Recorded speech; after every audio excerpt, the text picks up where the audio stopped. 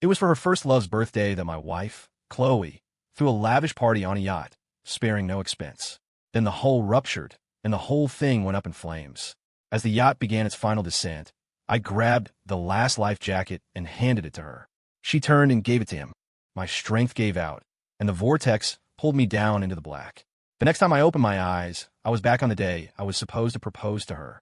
I swore I wouldn't make the same mistake twice. But what I didn't expect was that Chloe had changed, too. Could it be? Was she back here with me? The shriek of tearing metal, the roar of the inferno, the yacht sinking beneath our feet. The churning sea swallowed everything as people leaped overboard, desperate to escape. I'd given Chloe the last life jacket and was swimming for my life, trying to fight my way out of the pull of the sinking ship. I glanced back and saw her hand the jacket, my jacket, to her first love, Julian. Debris rained down, blocking my path. Just like that, the vortex dragged me into the endless deep, and I drowned. When I opened my eyes again, I was back on the day of the proposal. There I was, standing on a meticulously decorated lawn, waiting like a fool. I waited all day, but she never came. She was at the airport, picking up Julian. A cold Seattle drizzle began to fall. I stood there, a statue, as people hurried past me, seeking cover from the rain. None of them were her. Soon, the park was empty. Numbly, I started cleaning up the scattered decorations. My fingers were so frozen I could barely hold the small, velvet ring box. That night, after being soaked all day, a fever took hold. I dragged my sick body through the apartment, rummaging through cabinets until I found the last of some old fever reducer. I fell into a feverish sleep, and when I woke up the next morning, the first thing I saw was her Instagram story, a smiling photo of her and Julian. Coming back to the present, I looked at the romantic proposal set up around me, and my face a blank mass began to tear it all down.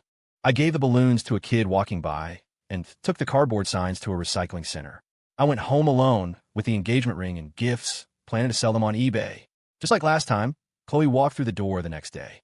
The difference was this time I wasn't drenched and burning with fever, and I hadn't spent the night desperately searching for a single pill. The moment she saw me, her body trembled and the corners of her eyes turned red. Then, as if possessed, she threw herself into my arms, holding on tight. I frowned, an inexplicable irritation rising in me.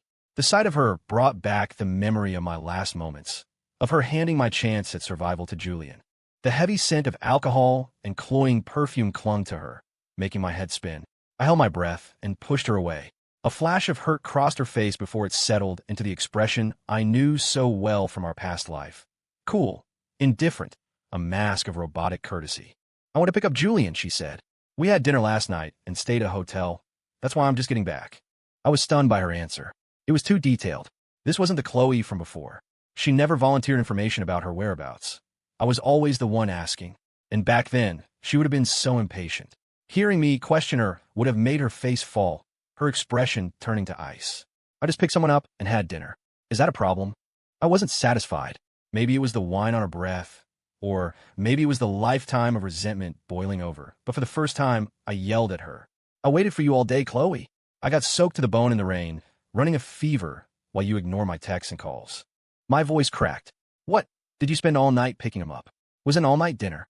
Chloe flinched. The impatience in her eyes softened, but her words were still a brush off. Something unexpected came up, okay? Besides, Julian just got back in the country after all this time. Of course I was going to have dinner with him. Seeing that I was about to argue more, she waved a dismissive hand. That's enough. What's the point of talking about it? I'm going to take a shower and get some rest. Don't bother me. She casually swept her hair up as she walked toward the bedroom, and a small, red mark on the back of her neck suddenly jumped into my vision. It was glaring.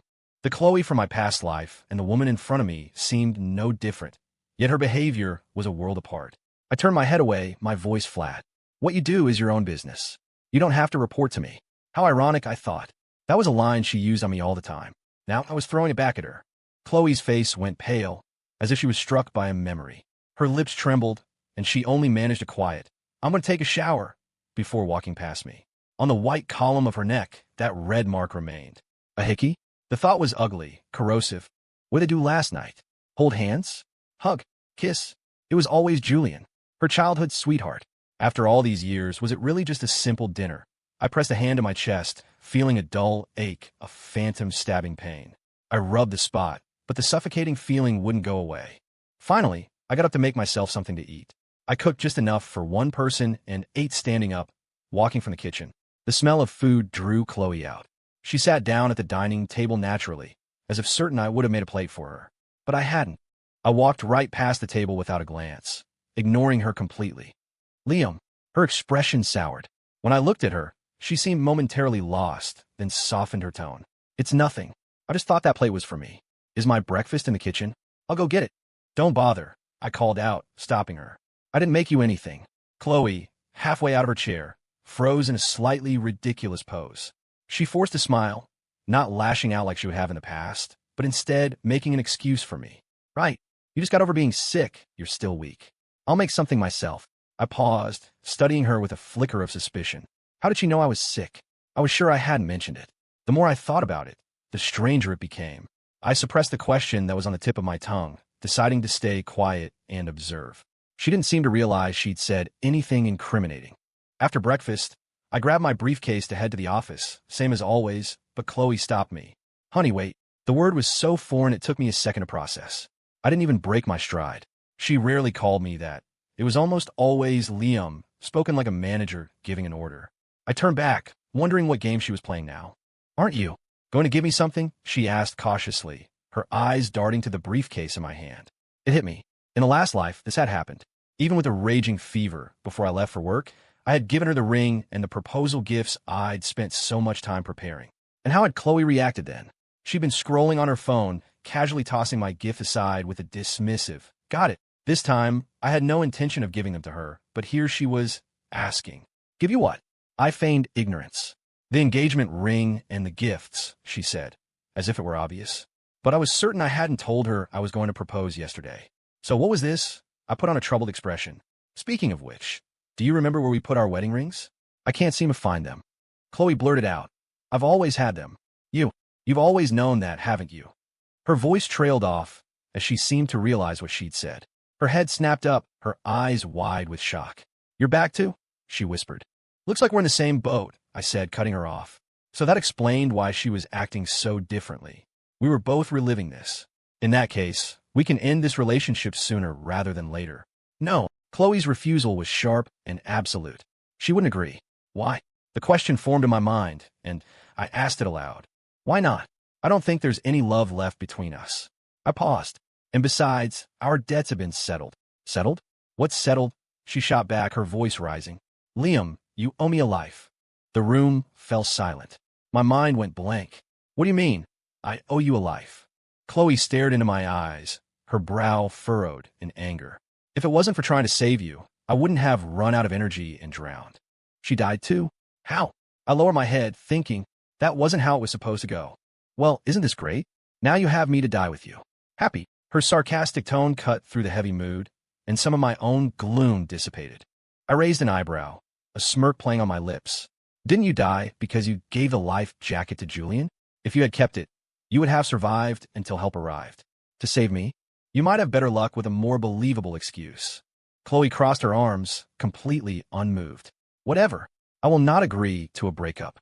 Suit yourself. With that, I turned and headed for the door. There were several cars in the garage, but Chloe never let me drive them. I couldn't exactly walk the hour-long commute, so my daily ride was the old Vespa scooter tucked away in the corner. Chloe chased after me, snatched the keys from my hand, and stuffed them in her pocket. Get in the car, she ordered. I don't feel like driving today. You can be my chauffeur. A free, faster ride? I wasn't going to refuse. I slid into the driver's seat without a second thought. Chloe, however, just stood outside the car, hesitating. Get in. What are you waiting for? I asked. Oh. Chloe seemed taken aback, but got into the passenger seat. The drive was silent. As we neared the office building, I pulled over and got out. What are you doing? Chloe yelled from the passenger seat. It seemed she really had forgotten her own rules. She never wanted anyone at work to know about our relationship. So, unless it was absolutely necessary, we were never to be seen arriving together. After years of marriage, the staff knew their boss was married, but they had no idea it was to me. In fact, thanks to Julian's subtle manipulations, most of them assumed he was Chloe's husband. I remembered the company holiday party. One of the department managers, drunk and slurring, had toasted to Chloe and Julian, wishing them a lifetime of happiness. Chloe didn't correct him. She just smiled and nodded, accepting the blessing. In that moment, I couldn't even pretend to be indifferent. What little composure I had left shattered, and I was about to confront her in front of everyone. But when I found her, she just said, "It was just a joke, Liam. Can you not make a federal case out of everything?" All I had wanted was to talk, to tell her that we were married and that she needed to maintain some distance from him. But Chloe's patience was gone. "If you want to make a scene, do it at home. Don't embarrass me here." The memory faded. Chloe was still in the car, waiting for my answer. "No need," I said coolly. "Wouldn't want people getting the wrong idea about you and Julian. Get back in the car. Don't make me say it again." Did she still think I was the same Liam who bent to her every whim? I rolled my eyes and started walking away, hearing her infuriated shout behind me. Yep, she was still the same person. Nothing had changed at all. Back at my familiar cubicle, I gave a bitter smile. Half a lifetime of effort, and I was right back where I started, a junior employee. "Hey, Liam."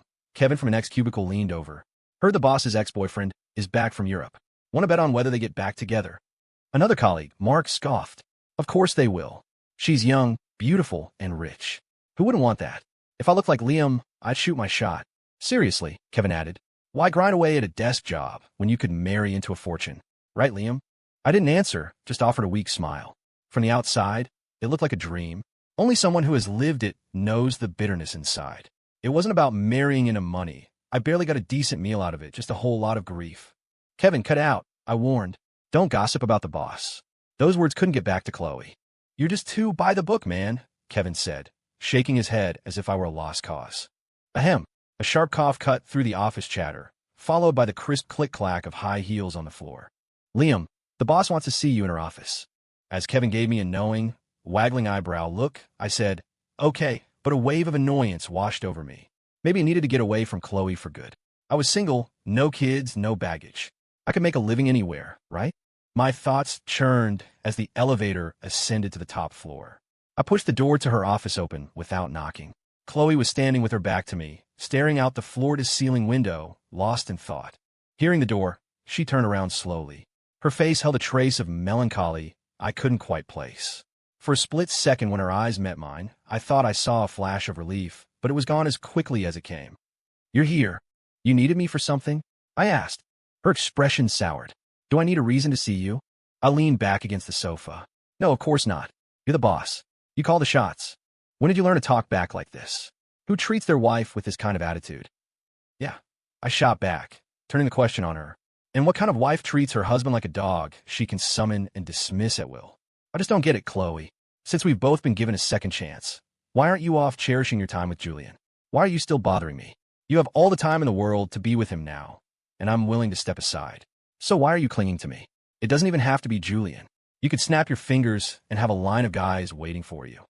The smile on Chloe's face slowly faded. She bit her lower lip, her voice trembling. "You want to push me off on some other man?" My face was a hard mask as I stood up from the sofa. "If that's how you want to see it, I can't stop you." I threw her favorite line back at her. Only this time, I wasn't the one who got stung. Her eyes welled up with tears. I watched her coldly, offering no comfort, and turned to leave. "Stop," she cried out. "This lifetime, you will never, ever get away from me. Not unless you find something that can pay back the life I lost." "Why should I have to pay it back?" I cut her off, my frustration boiling over. "When you fell off the yacht, I was the first one to jump in after you. To keep you alive, I gave you the last life jacket. And what did you do? You turned around and handed that chance to live to Julian." The memory of what I saw before I died was a sharp, physical pain. It hurt so much that the air I breathed felt thin and useless. "I went to save you right after I gave it to him." I froze. They were simple English words, but for some reason, I couldn't understand what they meant. "Julian can't swim. After I gave him the jacket, I was going to find you. But then I saw you get pulled into the vortex, and my mind just went blank. I swam closer, trying to pull you back, but I could only touch your fingertips. The vortex got bigger, and it pulled me under too." Chloe's emotions spiraled, and she seemed trapped in the memory, unable to escape. The air grew heavy, and the vast office was filled only with the sound of her quiet sobs. Knock, knock. A sharp rap on the door shattered the atmosphere. "Ms. Davenport, Mr. Vance is here." The door swung open, and a cheerful voice filled the room. "Surprise. Darling, it's been a few hours. Did you miss me?" He stopped short when he saw me. "Hello, I'm Chloe's boyfriend." Before I could say a word, Chloe panicked. "Julian, what are you talking about?" "Darling, I came back to win you over again. I'm just getting a head start on the title." Julian looked at Chloe with an air of absolute confidence, of someone who knew he couldn't lose. Chloe's face flushed a deep red. It looked like she was blushing, but her tone soured the impression. She was furious. Julian, if you keep this up, we can't even be friends. She then turned to me, her eyes holding an almost pleading look that stunned me. She was capable of looking at someone like that? I thought her default setting was imperious and aloof. In our past life, we'd had our peaceful moments. When we first got together, we were like any other couple, happy and in love. But as time went on, and the realities of our lives set in, the massive gap in our statuses became impossible to ignore. A chasm opened between us, filled with endless misunderstandings and fights. Julian's return only threw gasoline on the fire, leading us to a bitter end where neither of us even had a body left to bury. Liam, could you step out for a minute? Chloe's voice trembled, as if she was struggling to keep herself together. I nodded without a word and turned to open the office door. Just as I was about to leave, she called out to me again. Don't listen to a word he says. Out in the hallway, I leaned against the wall, a storm of emotions churning inside me. With the history they had, they would probably get back together, wouldn't they? I closed my eyes and took a deep breath, trying to clear my head of the chaotic thoughts. Liam, Chloe's voice came from the office. I opened my eyes, pushed the door open, and walked back in, passing Julian on his way out. Our eyes met for a moment, and I saw the blatant challenge in his. Chloe was sitting behind her desk, a complex expression on her face. Julian, she trailed off, as if the words were hard to say. What about him? I asked calmly, though I already had a good idea. He asked me out, Chloe said, her voice low. She watched my face intently, waiting for a reaction. I paused for a beat, then responded with a flat, so what did you say? I turned it down, of course. Chloe shot up from her chair, her expression agitated. I have you. I'm not going to say yes to him again. A knowing smirk touched my lips, my eyes glinting with understanding. Oh, so I'm the one standing in your way. That's perfect then. I'll get out of the picture. Give you two some space to reconnect. A flicker of panic crossed Chloe's face. That's not what I meant, Liam. It's not like that, she explained hastily. I watched her silently, waiting for her to continue. We're just friends now. That's all we'll ever be, she said, her voice steadying. You know who I really love, don't you? The person you really love. Huh, the word was pure sarcasm on my tongue. It's not him, so it must be me, right? A glimmer of light appeared in Chloe's eyes, only to be extinguished by my next words. Funny, I never felt any of your love. It felt more like how you treat a pet. No, I corrected myself, less than a pet. At least a pet isn't just summoned and dismissed on a whim. Is that all you felt for me? She finally asked, her voice laced with uncertainty. What do you think? I countered. In your heart, what am I to you? I pressed her for an answer, secretly hoping she would finally give me a clear one. Chloe just shook her head, then slowly stood up. Liam. Before she could finish, a knock interrupted. Ms. Davenport, it's time for the meeting. Her assistant's voice came from outside. Chloe's expression immediately turned serious. I know. I'll be right there. She turned back to me, her eyes wavering. I know I was awful to you in our last life, but there were reasons for it. If you want to know, I can explain everything. Think about it, and let me know after work. Chloe gave me one last, deep look before grabbing her files and leaving. The office was suddenly, unnervingly quiet. I stood alone in front of her massive desk, mulling over the hidden meaning in her words, replaying her expression and the way she looked as she walked away. I let out a long sigh and went back to my cubicle. Ignoring the gossipy stares from my colleagues, I buried myself in my work. After hours, I was still sitting at my desk, my mind racing. Chloe's words echoed in my head. She said there were reasons, but for the life of me, I couldn't imagine what they could be. I had to admit, though, I was curious. I closed my eyes, trying to dredge up every detail of our past life. The joy, the pain, it all felt so vivid as the memories returned. I opened my eyes and stared blankly at the ceiling tiles. Liam, are you still working? Chloe's voice came from behind me, pulling me from my thoughts. I sat up and turned around. She was standing a few feet away, holding 2 cups of coffee. I brought you some coffee. I wanted to talk. Her eyes held a sliver of hope. I took the cup she offered with a barely perceptible nod. Sit down. Chloe walked closer and pulled up a chair. Liam, I know my behavior in our last life was horrible, and I hurt you a lot. Ask me anything. Whatever you want to know, I'll tell you. I nodded. Fine. You said I could ask. I looked at her, my expression laced with mockery. The night you went to get Julian. What happened? Her expression was placid, though her brow furrowed slightly. I already told you. I had too much to drink, and it was pouring rain, so we just got rooms at the nearest hotel. She paused, then added, separate rooms. Is that so? I drew out the words, then leaned in closer to her. As our breaths mingled, I brushed a strand of hair from behind her ear and whispered, then tell me, how did you get that little red mark on your neck? The faint blush on Chloe's cheeks vanished instantly. She instinctively touched her neck, a confused look in her eyes. What red mark? She pulled out a compact mirror, twisting to see the back of her neck.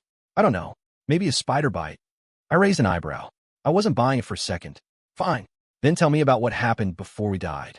Tell me how a high and mighty princess like you ended up sacrificing herself to save a worthless life like mine. Chloe's frown deepened, but she simply parted her lips and spoke. After I gave you the life jacket, my first thought was to get it to Julian. He can't swim, and I couldn't just watch him die. I figured you were a decent swimmer, that you could hold on for a little while. There was a piece of wreckage floating nearby, and I planned to grab it and come find you, but her voice broke, and a mist formed in her eyes, slowly gathering into tears. I turned around, and I saw you being pulled into the vortex. I was so scared. I was terrified I was going to lose you. My mind went blank. All I could think was that I had to grab you. She seemed trapped in the memory, unable to escape, her breathing becoming ragged. Chloe, calm down. I snapped back to reality, urging her to breathe, to stop thinking about that moment. I'm right here. I'm okay. Those few minutes felt like an eternity. Thankfully, Chloe slowly came back to herself. I wanted to tell her to stop, but she was fiercely determined to continue. I was so close. I almost had you, but then it pulled me down too. It's ridiculous, isn't it? I lost you, and I lost myself. I wonder who got all our money in the end. I looked at her, a complicated mix of feelings churning inside me. I wanted to say something, but the words caught in my throat. I know I did a lot of things wrong in our last life. Her tone shifted, and she looked at me with an affection I couldn't comprehend. Liam, you might not know this, but a long time ago, I cared about you. So much. I was just too arrogant. I always thought I could control everything. I used the wrong methods, the wrong attitude, and it led us to that horrible end. It led to tragedy. But this life, she said, her eyes full of sincerity, I want to make it up to you. So, Liam, will you give me that chance? Seeing my hesitation, she didn't press for an answer. I know you probably don't want to agree right now, but I'll use my actions to make up for everything I did to you. I'll prove it. Our conversation that day ended quickly, and just as she promised, Chloe began to change. In every way, she was different from the woman I knew before. It was like our roles had been reversed. She started treating me the way I used to treat her, and it felt incredibly strange. One afternoon, after she had once again called me in her office just to tell me to take a break, I couldn't hold it in any longer. Chloe, you don't have to do this. My gaze was complex, my heart heavy with unspoken emotions. Did I do something wrong? Chloe asked, a hint of confusion in her voice. Then she quickly added, I just want you to know that I'm being sincere this time. I only want to make up for the pain I caused you. I can prove it with my actions. I'm willing to spend my whole life proving it. Her words were earnest. I looked at her and sighed internally. Chloe, I said softly, you really have changed. She was different. She was truly, fundamentally different. I hadn't seen Julian around for a while. Maybe Chloe had said something to him. Without the constant nuisance, life was peaceful. One night, I was working late, as usual, when Chloe dragged me out to a hotel. Our relationship had thawed recently, and I no longer resisted her requests so fiercely. When we walked into the private dining room, I was completely baffled. Why was everyone from the office here? Then a chorus of cheers erupted, and Chloe appeared from nowhere, pushing a cart with a large cake on it. Someone placed a silly paper crown on my head. It was only then that I realized. It was my birthday. Happy birthday, Liam. Chloe's voice was full of joy, her eyes shining with anticipation. I looked at her, a warmth spreading through my chest. Thank you.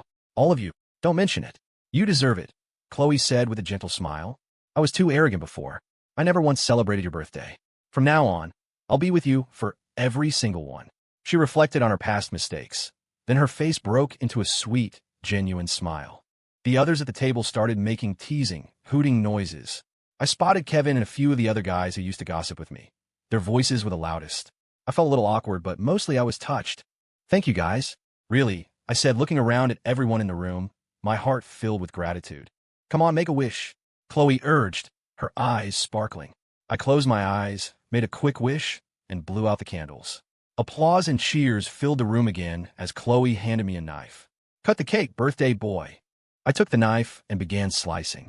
Everyone around me was beaming, filling me with a warmth I hadn't felt in a long, long time. Liam, what did you wish for? Chloe asked, her curiosity shared by everyone else at the table. If I say it out loud, it won't come true, I replied. Chloe pouted, but didn't press the issue.